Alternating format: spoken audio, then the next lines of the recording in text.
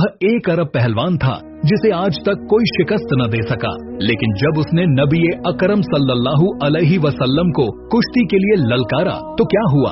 अरब के दौर में मक्का में एक जबरदस्त पहलवान था, रुकाना बिन अबी यजीद। उसकी ताकत का चर्चा पूरे अरब में था।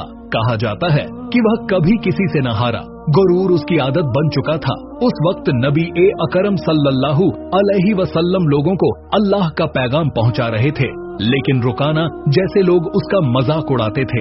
एक दिन रुकाना शिकार के लिए जंगल गया। वहाँ उसकी मुलाकात रसूल करीम से हुई। आपने उसे ईमान की दावत दी और अल्लाह पर यकीन करने को कहा। रुकाना ने हंसते हुए कहा, अगर तुम वाकई नबी हो तो मुझसे कुश्ती लड़ो। अगर तुमने मुझे गिरा दिया तो मैं सोचूंगा। आप मुस्कुराए और फरमाया, अगर इससे तुम्हारे दिल को हक मिले तो मैं तैयार हूँ। मक्का के लोग जमा हो गए। चंद लम्हों में कुश्ती शुरू हुई। रसूल करीम ने रुकाना को बड़ी आसानी से जमीन पर पटक दिया। रुकाना हैरान रह गया। उसने दोबारा कोशिश की, नतीजा वही। तीसरी बार भी यही हुआ, हर बार वही अंजाम। गुरूर उसकी आंखों से उतर चुका था। रुकाना सोच में पड़ गया, यह ताकत इंसान की नहीं हो सकती, यह रब्बानी है। कुछ ही देर बाद उसने अल्लाह की मदद और हक की कहुव्वत को महसूस किया। वह मुसलमान हो गया और इस्लाम का सच्चा सिपाही बन गया।